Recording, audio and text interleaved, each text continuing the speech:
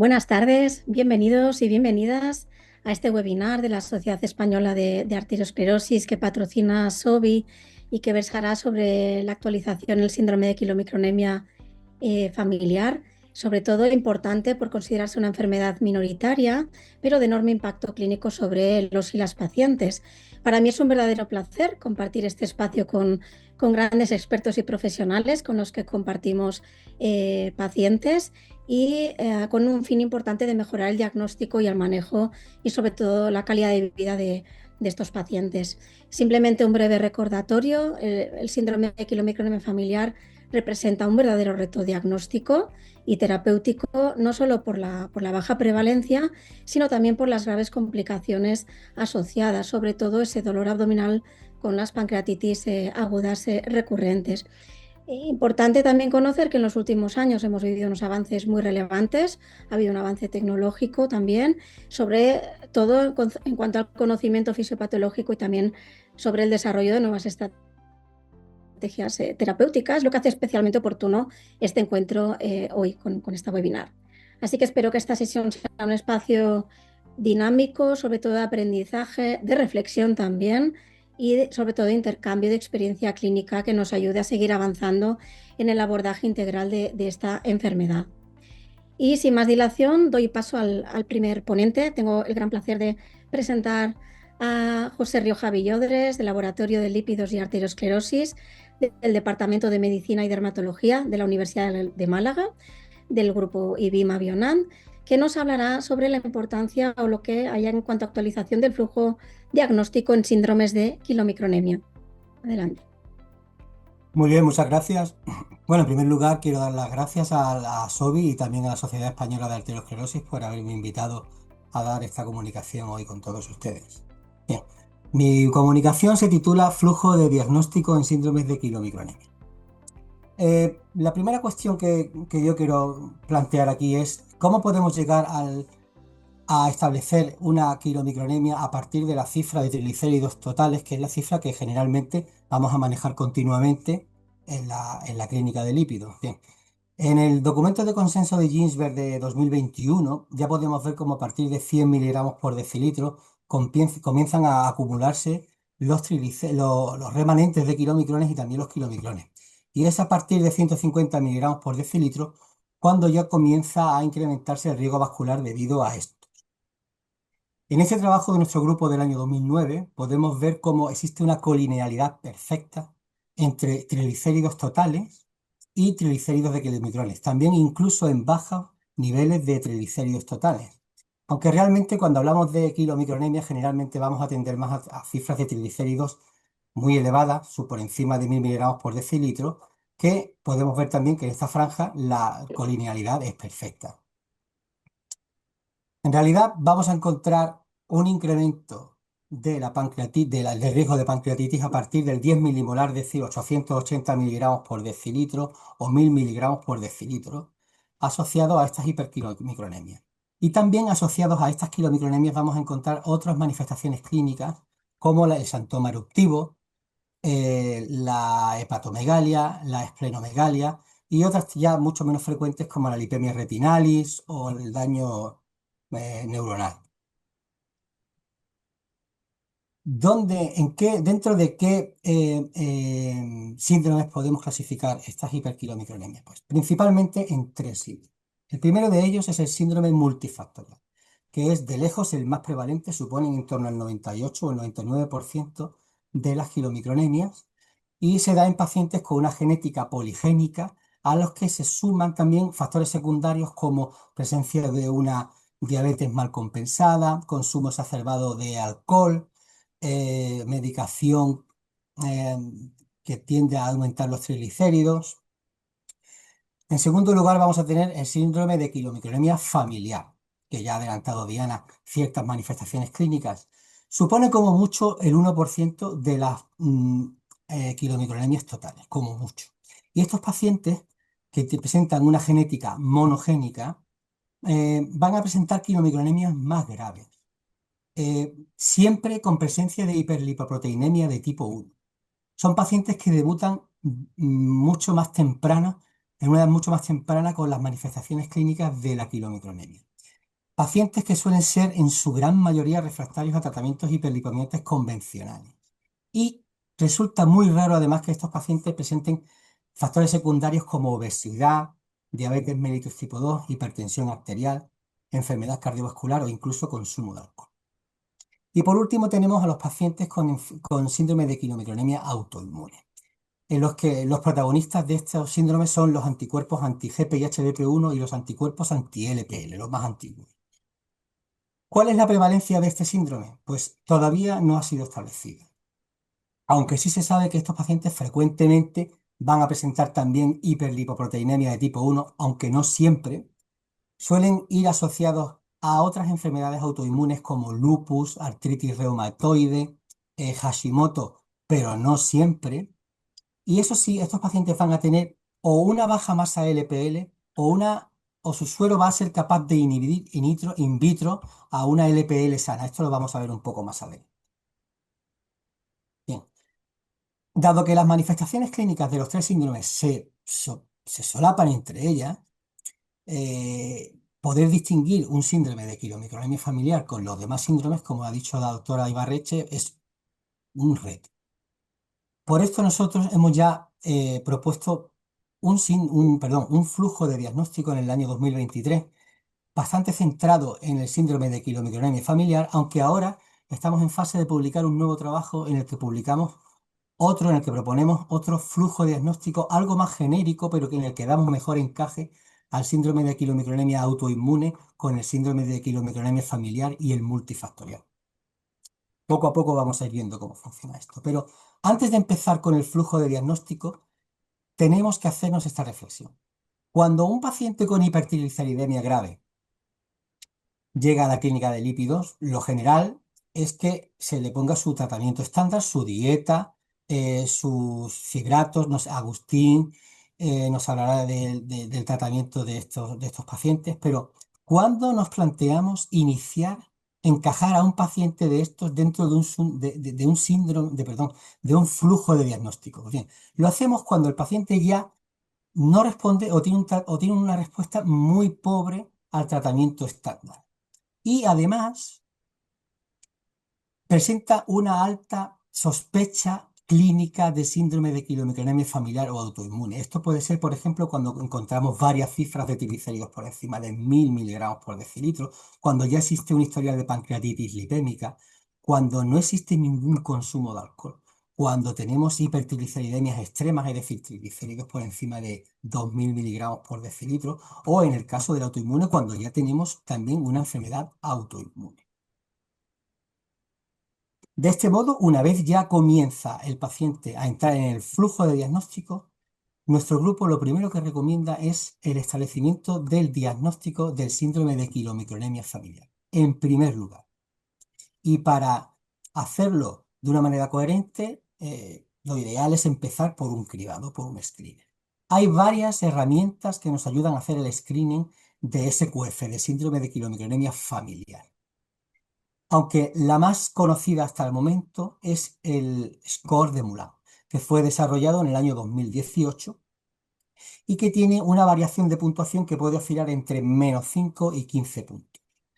Y en él intervienen una serie de variables como la presencia de varias hipertrigliceridemias graves, la respuesta al tratamiento con fibratos, la historial de pancreatitis, de manera que cuando el paciente alcanza los 10 puntos que podemos ver en esta curva ROC o superiores, el screening de síndrome de quilomicronemia familiar es positivo. Si no disponemos de todos los datos que hacen falta para calcular el score de Moulin, podemos acudir a otras herramientas moleculares para establecer el screener. Por ejemplo, la presencia de una hiperlipoproteinemia de tipo 1. En este trabajo de nuestro grupo de 2020 desarrollamos la ratio de triglicéridos de kilomicrones entre la ratio de VLDL como un marcador de la presencia de hiperlipoproteinemia de tipo 1. Si no disponemos de una ultracentrífuga, quizá el test de la nevera nos puede ayudar. Finalmente, si tenemos un screener positivo para el síndrome de quilomicronemia familiar, debemos proceder al diagnóstico. El diagnóstico gold standard del síndrome de quilomicronemia familiar es la secuenciación de los 5 genes canónicos para el síndrome, que son la lipoproteína lipasa, la enzima que cataboliza triglicéridos, LMC1, que es la chaperona que pliega a esta enzima, GPIH-BP1, que es la proteína que transporta a la lipoproteína lipasa al endotelio y allí la estabiliza, y luego la ApoC2 y la ApoA5, que son los activadores de la lipoproteína lipasa. En el caso de existir variantes bialélicas patogénicas en alguno de estos 5 genes, podemos concluir con un diagnóstico gold estándar que existe un síndrome de quilometrograma familiar. Ahora bien, ¿dónde podemos encontrar problemas? El problema empieza en el diagnóstico genético cuando nos encontramos con variantes eh, de significado incierto, variantes BUS. Cuando tenemos variantes BUS, ya el diagnóstico genético necesita de pruebas bioquímicas complementarias. Y esto abre dos escenarios diferentes. Una prueba bioquímica que consiste en la cuantificación directa de la actividad lipoproteína lipasa post-heparina del paciente, o otro escenario en el que tenemos que testar la funcionalidad de las apolipoproteínas del paciente. Si nos situamos en el primer escenario, en el que hemos dicho en el que hay que cuantificar directamente la actividad LPL del paciente, esto lo vamos a tener que considerar cuando las variantes alélicas BUS, de significado incierto, se den en el gen de la propia lipoproteína lipasa, en el gen de GPIH-BP1, la proteína que la transporta, y en el gen de la MLC1. Es decir, variantes genéticas que pueden afectar a la cantidad de enzima que esté anclada al endotelio o a la estructura primaria, secundaria o terciaria de la lipoproteína lipasa. En este trabajo de nuestro grupo de 2023 establecimos un punto de corte de 25,1 unidades por litro para el establecimiento de un déficit o no déficit de actividad LPL. El segundo escenario bioquímico que debemos contemplar cuando encontramos variantes de significado incierto es cuando encontramos las variantes en los activadores de la enzima, es decir, en la ApoC2 o en la ApoA5. Cuando tenemos en estas dos variantes, en alguna de estas dos variantes, variantes BUS, tenemos que testar si las apolipoproteínas del paciente son capaces de activar a una LPL sana in vitro. De manera que este diseño experimental que puso a punto el grupo del profesor Sebastiano Calandra en el año 2005, nos muestra, por ejemplo, en este gráfico de la izquierda, en el que un paciente cuyas apolipoproteínas son funcionales, como conforme aumentamos la cantidad de suero del paciente, in vitro se va aumentando la actividad LPL de una LPL funcional. Por el contrario, aquí a la derecha podemos ver como en un paciente que presentaba síndrome de quilometrogenia familiar por variantes en la ApoA5, podemos ver como incrementando la cantidad de suero del paciente in vitro, no tenemos un patrón de activación de la LPL sana. Bien, finalizados estos dos escenarios, si no encontramos un déficit de actividad o no encontramos un patrón de no activación en el caso de las BUS en ApoC2 o ApoA5, debemos descartar la presencia de un síndrome de quilometrograma familiar. Y por lo tanto, comenzar con el segundo paso. El segundo paso sería el diagnóstico de un síndrome de quilomicronemia autoinmune, que no solo lo vamos a iniciar cuando existan variantes BUS, también cuando no exista ninguna variante en alguno de los 5 genes canónicos del FCS. En este caso, también es ideal comenzar por algún tipo de cribado. En el caso de los anticuerpos anti-GPIH-BP1 en nuestro grupo, ha planteado un score de cribado que le hemos llamado ACS Score, en el que intervienen el consumo de alcohol, la presencia de enfermedad autoinmune y el historial de pancreatitis y de hipertrigliceridemia extrema. De manera que cuando el ACS Score es igual o superior a 2, el screener ya es positivo para nosotros. Para el caso de los anticuerpos anti-LPL, por desgracia todavía no existe ningún screener disponible que nos pueda ayudar a empezar el diagnóstico, pero ya les adelanto que estamos estudiando cómo funciona el ACS Score de nuestro grupo también en estos pacientes. Ya veremos más adelante qué tal, todavía no tenemos datos concluyentes. En definitiva, cuando tenemos un screener para el diagnóstico de síndrome de quilomicronemia autoinmune positivo, ya es cuando toca empezar con la fase de diagnóstico. Esta fase de diagnóstico, tanto en anticuerpos anti-GPI-HDP1 como en anticuerpos anti-LPL, va a tener dos pasos siempre. Actualmente es lo que se hace. En primer lugar, un primer paso de inmunoreactividad positiva. El paciente debe tener anticuerpos anti-GPI-HDP1 o anti-LPL. En el caso de anticuerpos anti-GPI-HDP1, es un test comercial que tiene además un punto de corte ya validado, luego resulta relativamente sencillo. Y en el caso de anticuerpos anti-LPL es más difícil porque no hay ningún test comercial, esto hay que hacerlo todo son métodos de laboratorio caseros y es más complicado. Pero bueno, de cualquier modo, una vez tenemos una inmunoreactividad positiva, tenemos que pasar al segundo paso, que es una prueba confirmatoria. La prueba confirmatoria para la presencia de un síndrome de quilomicronemia autoinmune por anticuerpos anti-GP y HDP1 es la confirmación de que existe una baja masa de LPL. Mientras que la prueba confirmatoria para la presencia de un síndrome de quilomicronemia autoinmune por anticuerpos anti-LPL es que el suero del paciente sea capaz de inhibir fuertemente a una LPL sana, como podemos ver en esta gráfica en la línea continua. Una vez tenemos alguna de las dos pruebas confirmatorias y también inmunoreactivas positivas, entonces ya podemos decir que el paciente presenta síndrome de quilomicronemia autoinmune. Pero volvemos al flujograma de nuevo y decimos, bueno, entonces si hemos descartado un síndrome de quilomicronemia familiar y tampoco tenemos un síndrome de quilomicronemia autoinmune, lo que nos queda al final del flujo, de nuevo es un síndrome de quilomicronemia multifactorial, que eran como aquellas hipertrigliceriemias graves que veíamos al principio y que se trataban con la dieta, fibrato, etcétera. Pero hay que tener mucho cuidado con este paciente que sale del flujo y que no sale ni como familiar ni como autoinmune. ¿Por qué?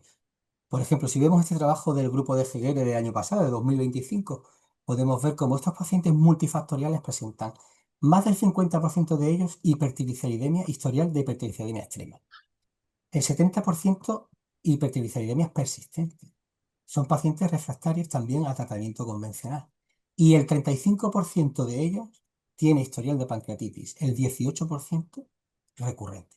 Entonces, estos pacientes que salen como multifactoriales del flujo, aunque no hayan sido diagnosticados como familiares o autoinmunes, también hay que tenerlos muy en seguimiento y muy vigilados porque son de muy alto riesgo. Bueno, y ya como conclusión, lo último que quiero decir es que nuestro mensaje es un mensaje de tipo jerárquico. Quiero decir que frente a una hipertrigliceridemia grave, que ya consideramos que tiene una alta sospecha clínica de síndrome de quilomicronemia familiar o autoinmune, el primer paso que debemos dar es proceder al diagnóstico de síndrome de quilomicronemia familiar. Si ese diagnóstico de síndrome de quilomicronemia familiar es negativo, entonces ya debemos proceder al diagnóstico del síndrome de quilomicronemia autoinmune. Y por último, si el paciente no presenta no es positivo para el diagnóstico de SQF o SQA, estos pacientes con síndrome de quilomicronemia multifactorial, salientes de flujo, hay que tratarlos como pacientes de alto riesgo de pancreatitis lipémica y también como pacientes de alto riesgo de enfermedad vascular. Y bueno, nada más, agradecer a mi grupo por su persistencia, a todas las unidades de lípidos de la SEA, esto es muy importante por remitirnos los pacientes, cogernos las llamadas, aguantarnos porque somos muy pesados. También a los pacientes de la Asociación de Síndrome de Quilomicronemia Familiar por prestarnos tanto apoyo. Y también a los doctores Carlos Aguilar Salinas y Pablo Rodríguez de Vera por también prestarnos su apoyo, aunque no sean de esta sociedad. Muchas gracias. Muchas gracias, José. Damos paso al segundo ponente. Tengo el placer ahora de presentaros al doctor Agustín Blanco Echevarría, de la Unidad de Lípidos y Arteriosclerosis del Hospital Universitario 12 de Octubre, clínico y experto en este campo, que nos actualizará sobre el presente y futuro de las terapias en el síndrome de quilomicronemia familiar. Buenas tardes, muchas gracias, Dayana, por la presentación. Gracias a la SEA por la participación en este seminario. Y a mí me ha tocado hablar del presente y futuro de las terapias en el síndrome de quilomicronemia. aunque para mí la verdadera estrella viene después, porque el tratamiento, aunque yo voy a hablar de fármacos, de genética y tal, desgraciadamente o afortunadamente, no lo sé, yo creo que más bien desgraciadamente sigue siendo la dieta. Y eso Celia seguro que nos hablará mucho mejor después de esto. Bueno, centrándonos en los nuevos fármacos, como ha explicado muy bien el doctor Rioja, la enzima principal para la hidrólisis de las lipoproteínas ricas en triglicéridos es la lipoproteína lipasa. Por lo tanto, cuando no existe actividad o hay una actividad muy disminuida, como ocurre en la quilomicronemia, pues sucede la hipertrigliceridemia grave y la pancreatitis. Y para la LPL, para la lipoproteína lipasa, tenemos dos proteínas, dos apolipoproteínas claves, que son fundamentalmente la ApoC3, que es una glucoproteína que va a inhibir la actividad de la lipoproteína lipasa y retrasar el aclaramiento hepático de las lipoproteínas ricas en triglicéridos de manera fisiológica, y la angiopoietina similar a la lipoproteína 3 o angiopoietina like 3, que es una proteína hepática de producción hepática que también inhibe la lipoproteína lipasa y la lipasa endotelial. Y además sabemos que se han hecho estudios de aleatorización mendeliana en los que variantes genéticas naturales de pacientes que tienen una pérdida de función en algunos de estos dos genes, ApoC3 o angiopoietina like 3, implican que estos pacientes tienen menores concentraciones de triglicéridos y además menor riesgo vascular y no tienen eventos adversos relevantes en su desarrollo o en su vida futura. Una cosa que quiero para los, a lo mejor, poco duchos en este tema es porque pienso que la salud del discurso estriba en la precisión del lenguaje y del vocabulario. Los genes canónicos se nombran con números arábigos, mientras que las apolipoproteínas con números romanos. Lo que pasa es que cuando hablamos habitualmente de ApoC3 estamos hablando de la apolipoproteína y aparecerá en número romano, como aparece aquí, y cuando hablamos del gen, la ApoC3, el gen ApoC3 que va a codificar la apolipoproteína C3 es el número romano y el gen el número arábigo. Bueno, hablando de la ApoC3, aquí hay una cosa muy importante y es que la ApoC3, la apolipoproteína, que está en número romano, va a inhibir la actividad de la lipoproteína lipasa, pero también va a inhibir vías independientes de la LPL en el aclaramiento de los kilomicrones. Y esto, como veremos, va a ser clave, porque la angiopoietina like 3, que es la proteína que hemos visto de producción hepática, que también es un inhibidor natural de la LPL, no va a inhibir la lipoproteína lipasa de manera por vías independientes el aclaramiento de los kilomicrones de las lipoproteínas ricas en triglicéridos. De tal manera que si tenemos dos tipos de pacientes en los que no existiera ApoC3 y no se pudiera hidrolizar o aumentar a la ApoC3, no se pudiera hidrolizar los kilomicrones de las lipoproteínas ricas en triglicéridos, tendríamos más kilomicrones, más lipoproteínas ricas en triglicéridos y no podríamos recaptar por los receptores LDL y por los receptores similares al LDL las lipoproteínas ricas en triglicéridos, tanto la vía endógena de producción hepática como la vía exógena. Mientras que si no tenemos la ApoC3, tendríamos más actividad de lipasa hepática, menor concentración de lipoproteínas ricas en triglicéridos y habría un escape independiente de la LPL de recaptación de lipoproteínas ricas en triglicéridos a través del receptor LDL y del receptor similar al LDL. Por lo tanto, inhibiendo la ApoC3, teóricamente tendríamos un escape natural aunque no haya actividad LPL, para la captación de las lipoproteínas ricas en triglicéridos. Y como ha dicho muy bien el doctor Rioja, los tratamientos habituales en la quilomicronemia, sea multifactorial, sea autoinmune o sea genética monogénica bialélica, que es la quilomicronemia familiar, los tratamientos hipolipemiantes convencionales no funcionan en este tipo de pacientes. Y lo único que funciona o lo único que funcionaba es una restricción dietética extrema, que es el tratamiento histórico estándar que, aunque pongamos estos u otros fármacos que veremos más adelante, sigue siendo el pilar del tratamiento en estos pacientes. ¿Qué fármacos disponemos que inhiban la ApoC3 y la angiopoietina like 3? Bueno, pues para la ApoC3 tenemos oligonucleótidos antisentido, que se denominan ASOs, que bloquean el RNA mensajero en el núcleo y que tenemos comercializado en España el volanesorsen, que fue el primer oligonucleótido antisentido frente a ApoC3 que se comercializó en España y que está aprobado por la EMA, pero no por la FDA, y el olezarsen, que es un fármaco que esperemos que pronto se comercialice en nuestro país, que ya está aprobado por la FDA. Luego tenemos inhibidores RNAs pequeños de interferencia que actúan en el citoplasma en lugar del núcleo, que destruyen el RNA mensajero y que tenemos como RNA de interferencia frente a ApoC3 el plozasiran y frente a angiopoyetina lake 3 tenemos dos, que es el zodasiran y el solvinsiran. Y luego también hay anticuerpos monoclonales que tenemos el iminacumab, que es un anticuerpo monoclonal que actúa en el torrente sanguíneo frente a angiopoyetina lake 3, y el futuro sería la edición genética a través de CRISPR-Cas9 que pudiera editar el gen que está afecto en la quilomicronemia familiar. ¿Cómo funcionan los inhibidores de ApoC3? Los inhibidores de ApoC3 tenemos, como hemos comentado en la diapositiva anterior, los oligonucleótidos antisentido que ven ustedes en la parte que estoy señalando aquí, los ASO, o los RNA de interferencia, que en este caso tenemos el plozasiran.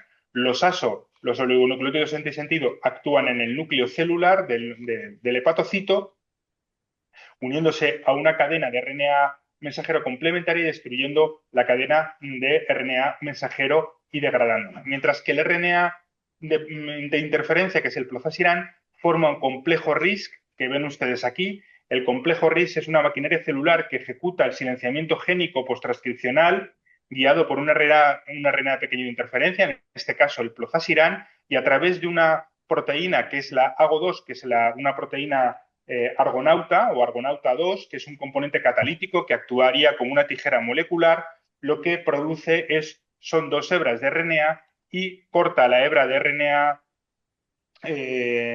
pasajero, dejando una hebra de RNA que se va a unir al RNA complementario, impidiendo la transcripción de la ApoC3.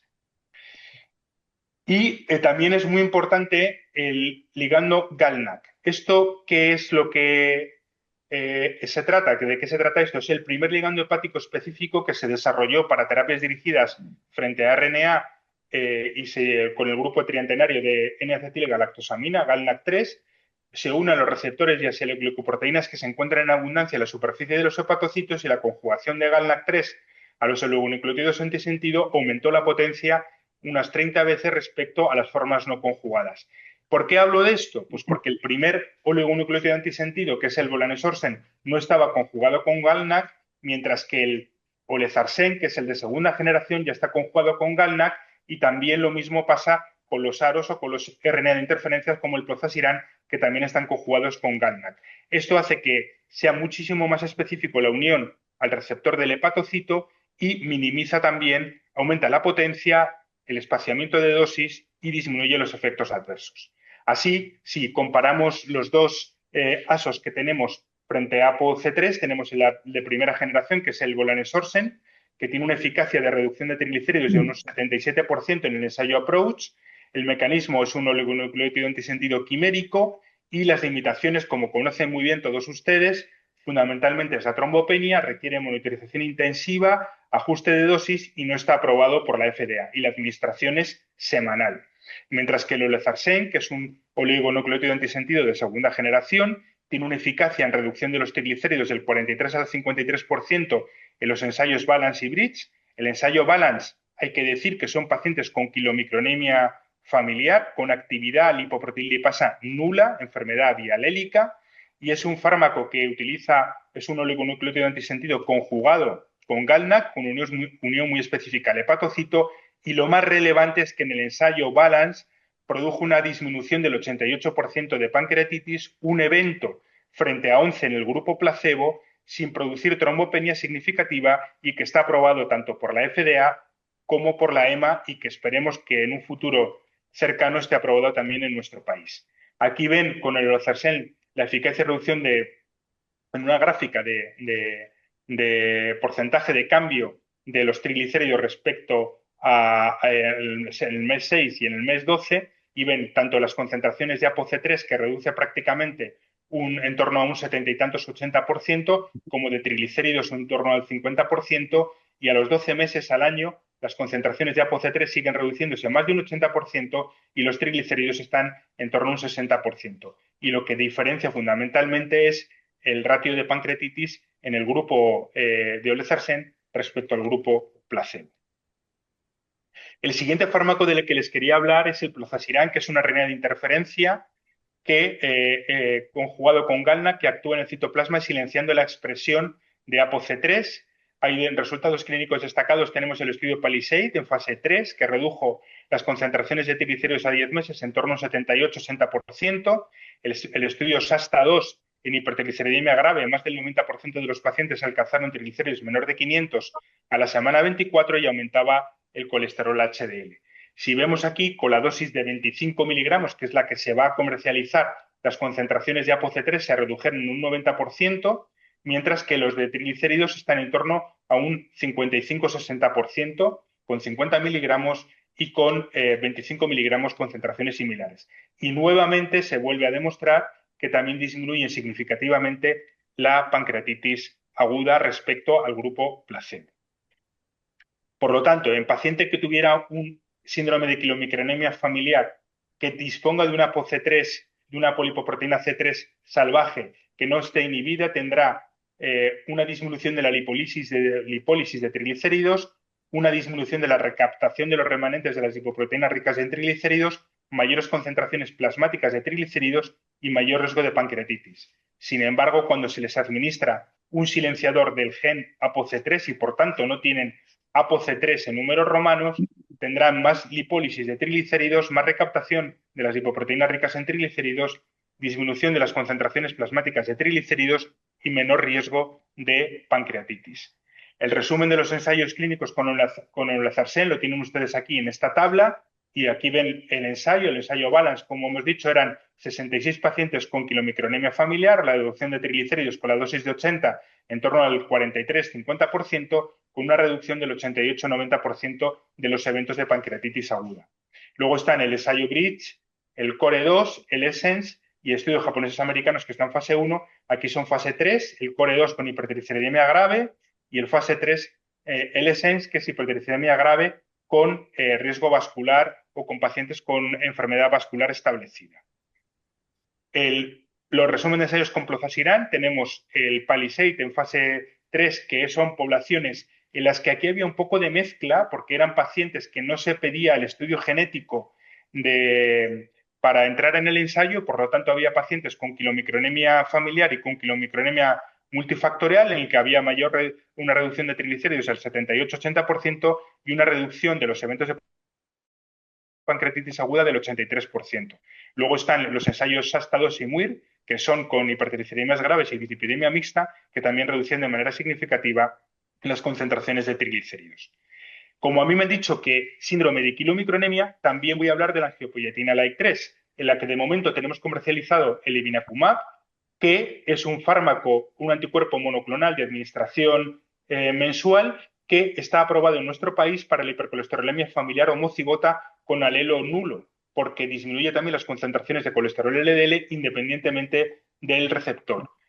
Como hemos visto, también disminuye las concentraciones de triglicéridos porque aumenta la disponibilidad del EPL, pero necesita de una cierta actividad residual de lipoproteína lipasa. Por lo tanto, funciona en la quilomicronemia multifactorial, pero no es capaz de reducir ni los eventos de pancreatitis aguda, hasta ahora que yo sepa, y sobre todo no reduce las concentraciones de triglicéridos en pacientes con quilomicronemia familiar. El buprenorsen se dejó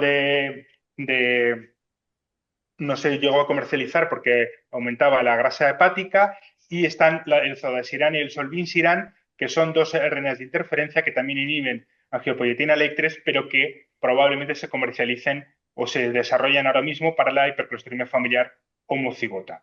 El resumen de los fármacos, tanto para la quilomicronemia multifactorial como para la familiar, tenemos los inhibidores de ApoC3, oligonucleótidos antisentido, el volanesorsen, que ya hemos dicho, el problema que tiene del riesgo de trombocitopenia, el olezarsen, que ya hemos comentado, el plozasiran como aro frente a ApoC3, con eficacia en FCS y en MCS, y los inhibidores de angiopoietina like 3, que de momento no se pueden utilizar en la quilomicronemia, bueno, de momento y probablemente no se deban utilizar en la quilomicronemia familiar y solamente se utilizan en la multifactorial, y ya veremos el autoinmune, porque eso es controvertido si lo que hay que hacer es inmunosupresión o utilizar este tipo de fármacos.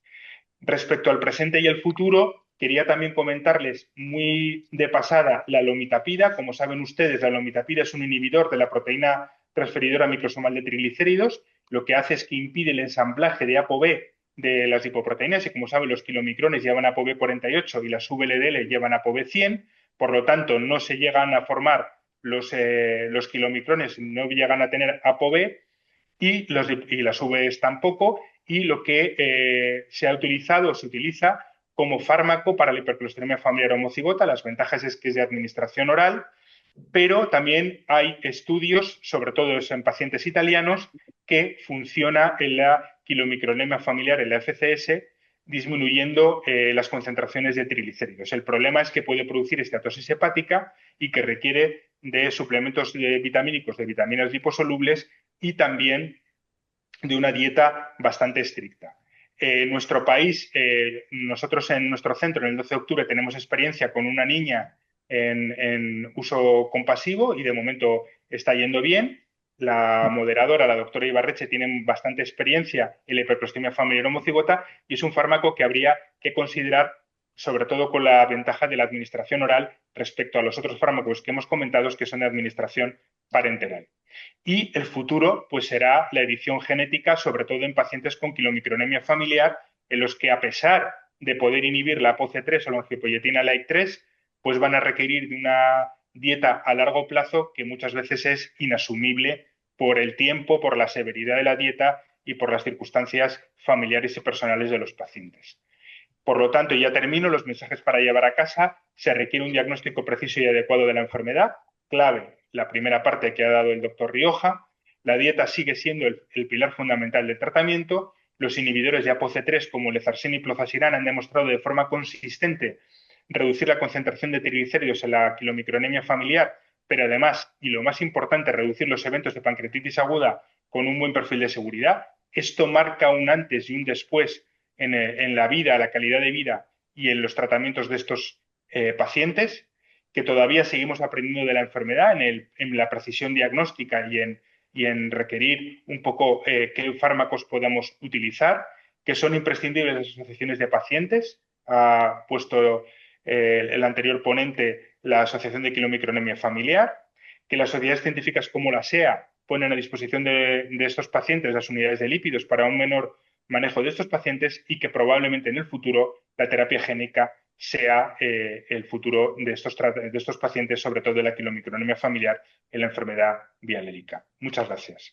Esto es una última diapositiva, que es lo que decía la inteligencia artificial de la quilomicronemia familiar, y me ha gustado ponerlo para que vean ustedes que con las fuentes apropiadas pues vienen a decir más o menos lo que he dicho yo en la charla. Muchas gracias. Excelente, Agustín. Y damos paso, por tanto, a la tercera ponente, que me enorgullece mucho presentarla. Va en tercer lugar, pero tendría que actuar en primer lugar ante un paciente. Es Celia Rodríguez Borjabat, de nuestra unidad de lípidos de Reus.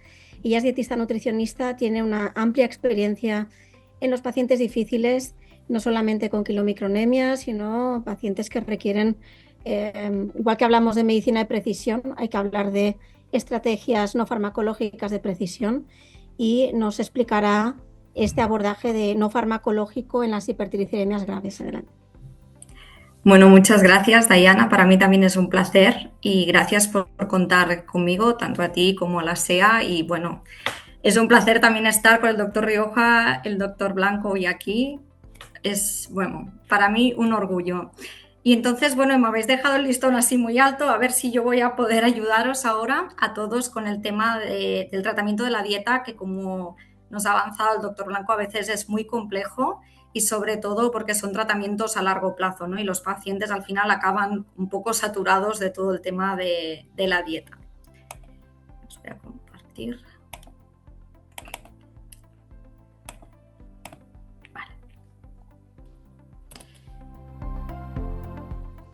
A mí sí que me gustaría empezar hablando, ¿no?, que cuáles son nuestros objetivos al final, qué es lo que tenemos que abordar, ¿no?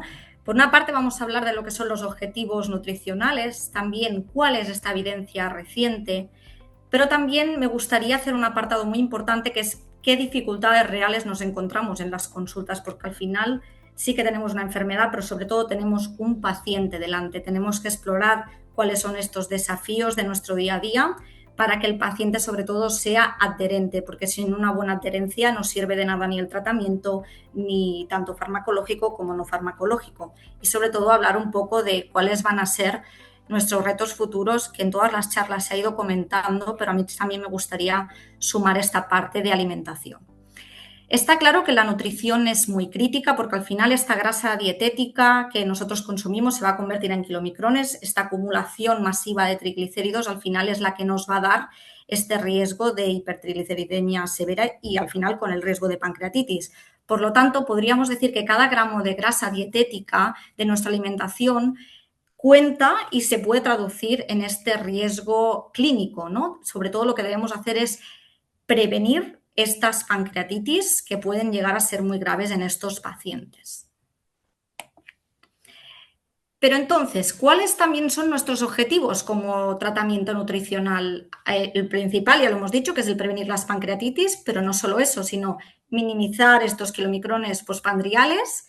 A su vez, también evitar la malnutrición, porque cuando la gente coge miedo a estas dietas y entonces al final acabamos teniendo pacientes que no se nutren de forma correcta, con ingestas deficitarias de kilocalorías o incluso cogiendo alimentos que no son sanos realmente por el miedo solo de las grasas, y entonces es muy importante evitar esta malnutrición.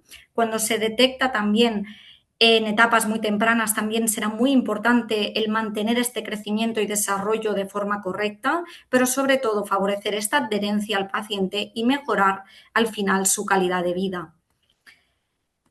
Ay, se tira adelante. Vale. La dieta que debemos seguir al final es una dieta muy baja en grasa. Cuando hablamos de el 10-15%, tenemos que pensar que lo que estamos hablando es de 20 gramos de grasa, es decir, 2 cucharadas soperas de aceite de oliva ya son 20 gramos de grasa. Por lo tanto, estamos hablando de dietas muy, muy estrictas.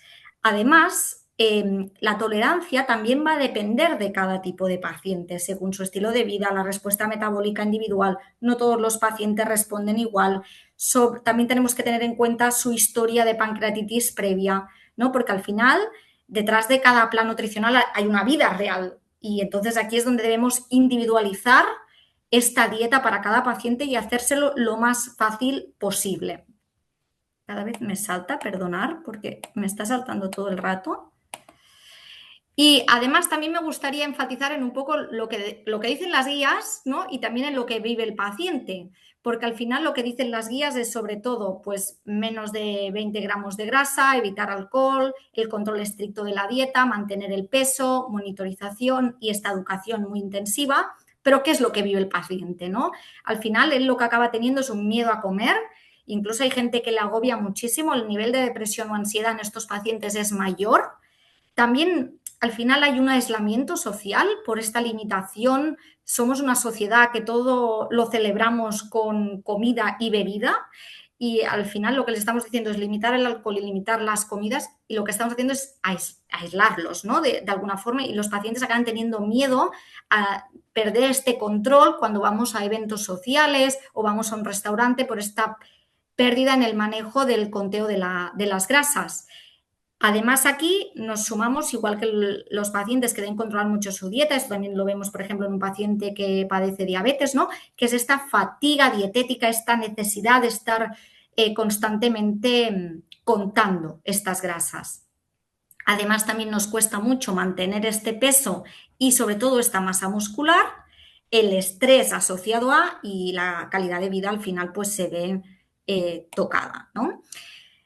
¿Qué riesgos nutricionales pueden aparecer tras la restricción de grasa? Porque esto no es en vano, es decir, debemos tener otras cosas en cuenta, como por ejemplo que no haya déficit de las vitaminas liposolubles, asegurarnos de estos ácidos grasos esenciales, que la densidad energética sea la correcta, evitar esta sarcopenia, que además cada vez más gracias a las técnicas del morfofuncional, ¿no? Estas ecografías nutricionales que estamos realizando, estamos viendo, ¿no?, que muchos de los pacientes pueden presentar esta sarcopenia y esto se asocia a mayor gravedad de las patologías. A día de hoy no lo hemos hecho en pacientes con síndrome de quilomicronemia familiar, pero sí en otras enfermedades, y sí que está muy claro la asociación entre sarcopenia y el riesgo de mayor morbimortalidad. Además, pues esta alteración de crecimiento y sobre todo que no haya estos problemas gastrointestinales y de micronutrientes. Por lo tanto, será muy importante una monitorización y sobre todo trabajar en equipo. Aquí a veces puede ser necesario el uso de los aceites MCT. Tenemos los aceites de cadena larga y los aceites MCT son los de cadena media, que si veis aquí la diferencia entre ambos, los de cadena media lo que pasa es que no pasan, lo que no hacen es la resterificación esta de los kilomicrones y la formación de kilomicrones, sino lo que hacen es que se transportan directamente por la vena porta, llegan al hígado y aquí hay esta oxidación de la energía, ¿no? Por lo tanto, habrá menor formación de kilomicrones y, consecuentemente, menos triglicéridos y menos riesgo de pancreatitis. Al final, las grasas son 9 calorías por gramo. Aquí los ácidos grasos de cadena media no son libres, tienen 8,3, un poco menos que otra grasa. La tolerancia digestiva sí que es verdad que es variable, por eso lo vamos a ir introduciendo poco a poco. Lo que se recomienda en las guías entre 2 y 3 cucharadas de aceite MCT.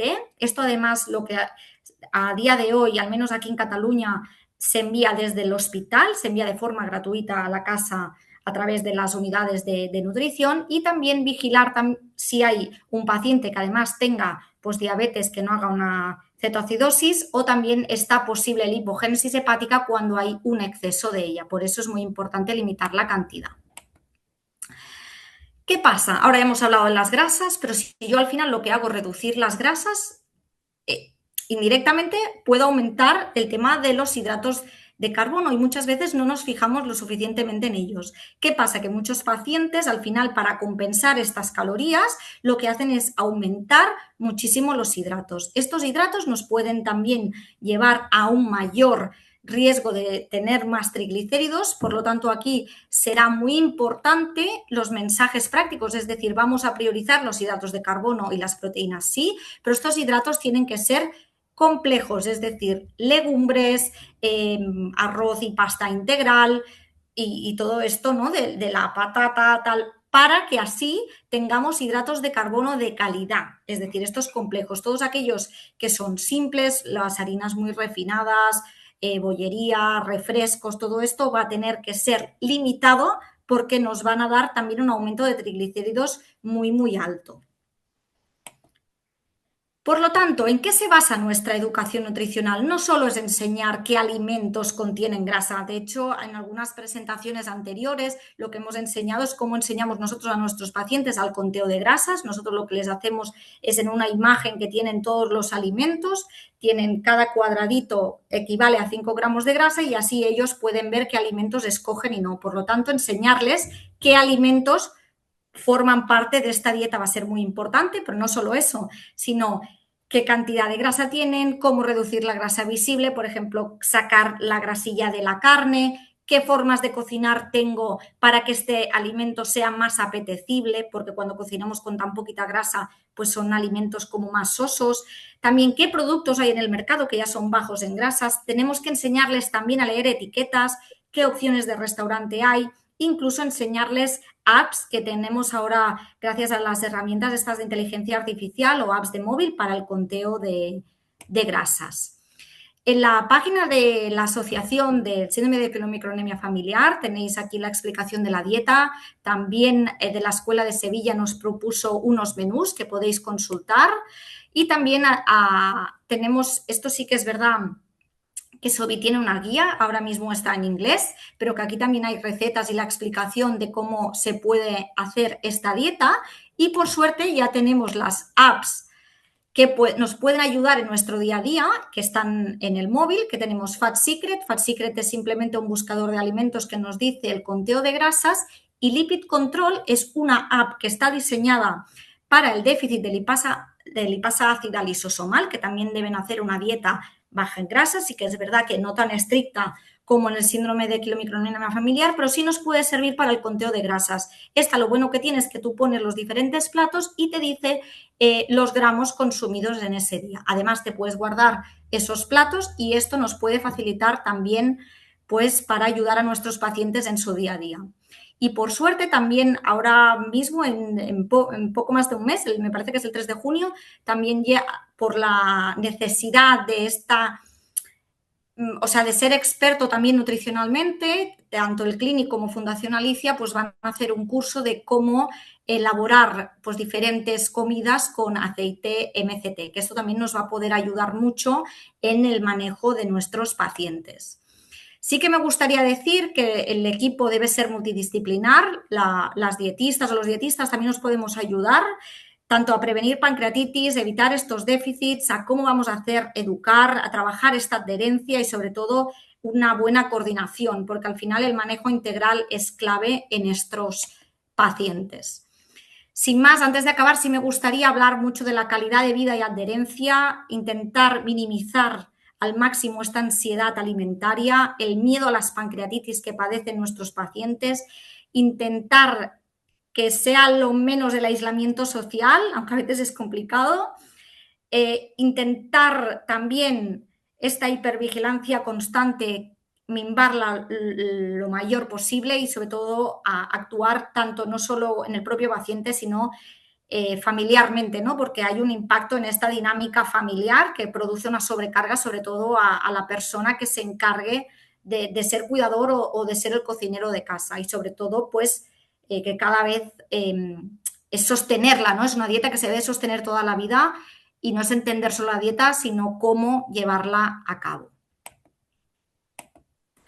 Por lo tanto, lo que sí que me ha gustado mucho es que ha cambiado mucho en los últimos 5 años. Antes hablábamos solo de una restricción extrema, un miedo, un manejo individual, sin opciones terapéuticas, un impacto en la calidad de vida, pero hoy en día tenemos nutrición más personalizada, la calidad de vida, este enfoque más en el paciente como en el centro.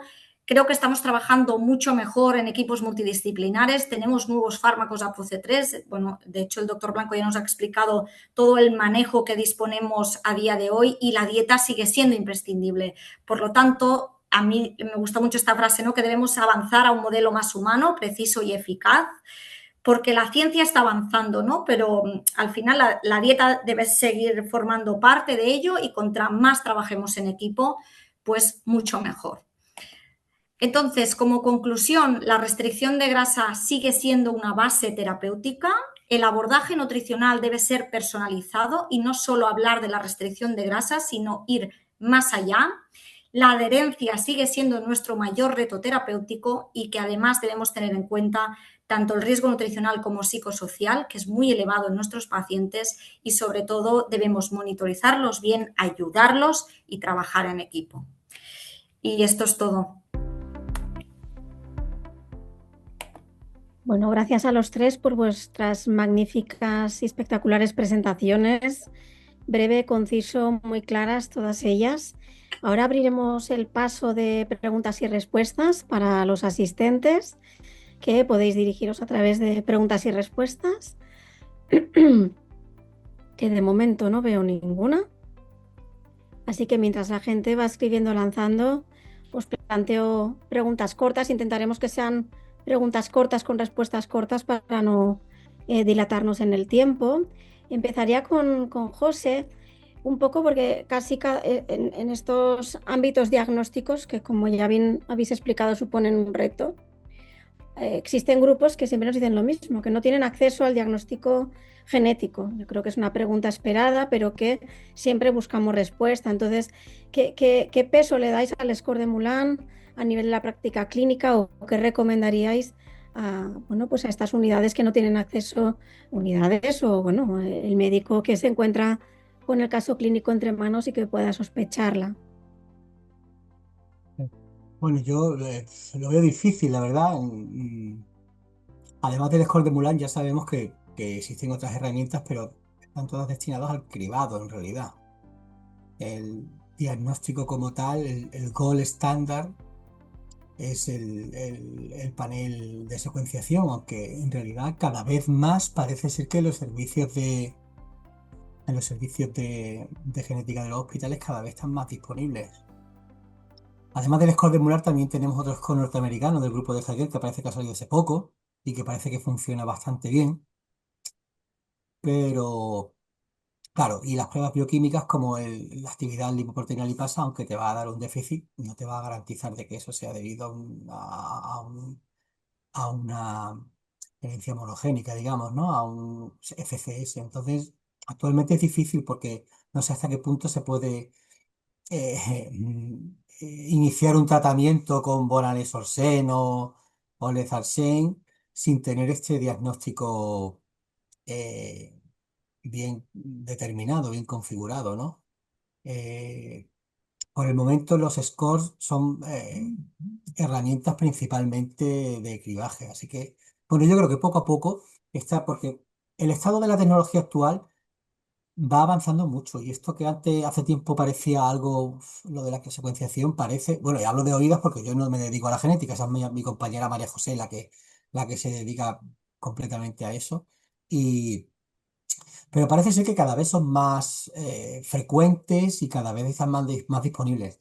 Hasta entonces, las herramientas de los scores son eso, privados. No sé si se aceptará en algún momento que se pueda medicar con algún Bonalesorsen o algún anti-ApoC3 simplemente con el score de Mural, la verdad. Lo veo difícil. Bueno, hay algún programa de acceso expandido que ya plantea que la genética no sea necesaria siempre y cuando la hipertriglicemia sea grave y tenga consecuencias de pancreatitis, pero estos son los accesos expandidos, ya veremos cuando se aprueben y se Claro, financien, por ¿no? Que ejemplo, además, España creo que actualmente está recordar que el Plozasiran en su momento, cuando se publicó, fue diseñado para hipertrigliceridas persistentes, ¿no? A lo mejor eso evita que haga falta ese diagnóstico genético. exacto, que el diagnóstico sea el síndrome, ¿no? De quilomicronemia como tal. Muy bien. La siguiente sería para Agustín. De momento solo veo felicitaciones por el chat para los tres, que también voy compartiendo. Em, Me planteaba en el estudio Palisade que has explicado, no he entendido bien, es más aclaratorio para mí. Mezclaban síndrome de quilomicronemias familiares y multifactoriales y la reducción media era muy potente, pero si miráramos solo los quilomicronémicos familiares, ¿es menor la reducción o es igual? ¿Tienes esta información? Parece que es menor. Parece que es menor en la enfermedad vialélica, como pasa también con el Olezarsen. Ujú. Sí. Me lleva un poco a la siguiente pregunta, más reflexión. A ver qué opinas, un poco como nos pasa en la homocigota, que las formas tan graves requieren o requerirán en algunos casos de varios, no solo un acceso farmacológico, sino varias, si crees que con este escenario tan fantástico, la verdad que es un porvenir, que al menos hay terapia y hay un futuro, cosa que antes no había, yo creo que es esperanzador también de cara a los pacientes, si prevés escenarios de sumas de fármacos para poder alcanzar objetivos de reducciones más importantes. Bueno, es una apreciación muy pertinente que la que comentas. En la homocigota está claro. En la quilomicronemia no está tan claro, puesto que los inhibidores de ApoC3 que disponemos hoy en día, que son los ASOs o los AROS, son muy potentes y la inhibición de angiopoietina like 3 no suma respecto a esto porque cuando hay actividad nula del EPL no parece que sume. Sí que es posible que en este tipo de pacientes a lo mejor la administración de lomitapida, que es un inhibidor de la proteína transferidora microsomal de triglicéridos que impide el ensamblaje, pues a lo mejor sí que favorezca esto. Pero yo creo que más que eso es un poco precisar muy bien el diagnóstico. Probablemente en una quilomicronemia autoinmune, además de dar estos fármacos, habría que tratar la autoinmunidad. O en una quilomicronemia grave, persistente, por ejemplo, que no es lo que hemos comentado aquí, pero una lipodistrofia con mucha resistencia insulínica, con falta de leptina, que tenga una quilomicronemia grave por hipertriglicemia grave, pues a lo mejor, aparte de suplementar o de tratar la lipodistrofia con leptina, con insulina, etcétera, etcétera, pues a lo mejor también se podría añadir inhibidores de ApoC3. O sea que sí que me parece una apreciación muy interesante, pero yo creo que lo primero sería precisar muy bien ante qué tipo de enfermedad estamos. El síndrome lo tenemos, pero tenemos que precisar muy bien la enfermedad y yo creo que lo que es estrictamente la enfermedad vialélica, veo difícil que ahora mismo tengamos en el pipeline, digamos, un nuevo fármaco que sume a estos que disponemos ahora de inhibidores de ApoC3, más allá de la dieta que ha comentado muy bien Celia. Y una pregunta rápida también para Celia. Justamente lo has dejado caer, pero me gustaría saber cómo planteas, cómo abordarías, ¿no?, el problema de la adherencia de una dieta tan restrictiva, no solo porque no es en un tiempo limitado, sino es a lo largo de toda la vida. Y este planteamiento, Yo pues creo, sí, yo creo que aquí el enfoque debe ser muy cambiante. Es decir, yo siempre les digo que no estamos hablando de dieta, sino casi ya de un patrón alimentario. Debemos cambiar todo nuestro estilo de vida y por ello es muy importante no solo la restricción de grasas, como hemos dicho, sino todo el entorno, ¿no? Dónde ir a comer, qué comprar, qué tal, porque por suerte hoy en día tenemos muchísimos productos en el mercado y hay muchos para hacer una dieta baja en grasa. O sea que al principio cuando nos dicen dieta baja en grasa, ¿no? Es como nos dicen, como comes sin gluten, no puedes comer azúcar, ¿no? En una dieta todo el mundo se agobia, pero yo creo que hoy en día hay muchísimos productos, podemos hacer dietas muy completas y muy ricas con dietas bajas en grasa. Ahora bien, hay que conocer estos productos, ¿no? Y hay que dar, sobre todo, opciones a nuestros pacientes. Yo creo que lo más importante es dar muchísimas opciones porque cuando nosotros lo que hacemos es abrir este abanico y enseñarles todo lo que sí pueden comer, no enfocarnos solo en lo que no pueden comer, pues el paciente también cambia mucho su actitud y entonces por eso la necesidad también de dietistas especializadas en el tema, dietistas especializadas en dietas bajas en grasa para conocer todo este abanico y poder brindar muchísimas opciones a nuestros pacientes para su día a día. María José Ariza nos hace una reflexión para todos, en el sentido de que seguimos aprendiendo sobre la enfermedad. Dice que tenemos un concepto categórico como que todos los síndromes quilomicronémicos tienen un déficit tipo 1, ¿no? Y que surge algún caso que no lo es, o también que no responden a tratamiento convencional algún paciente, si responde, y luego las diferencias entre el perfil clínico y genético, por si pues, los ponentes quieren hacer alguna reflexión al respecto. Y yo creo que se refiere, María José, con eso que hay pacientes que tienen un fenotipo de hiperlipoproteinemia tipo 1 de FCS, pero que luego le haces el estudio genético y no tienen enfermedad vialélica. Y viceversa, pacientes que tienen esto. Entonces, aquí pues hay pacientes que tienen ApoB bajita, que son delgaditos, que tienen pancreatitis de repetición desde el inicio, que tienen hipertrigliceridemia grave, no ves autoanticuerpos, le haces el tal y no tienen esto. Bueno, lo de autoanticuerpos es una cosa muy novedosa que han puesto en marcha ellos y que probablemente sea, pues eso, que hay que tipificar mejor la enfermedad y que a veces queremos ser muy categóricos o como en la medicina queremos decir esto es A y esto es B y luego la realidad es que esto es mucho más complejo de lo que parece, ¿no? Y estoy de acuerdo con ella. Hay pacientes que fenotípicamente se comportan como un FCS, como una hiperlipoproteinemia de tipo 1, y le haces el estudio genético de secuenciación y no encuentras dos variantes patogénicas, y entonces te quedas un poco, pues, o hacer una actividad lipoproteína lipasa, o pedir autoanticuerpos, etcétera. Y aún así, a veces no somos capaces de tipificar perfectamente al paciente.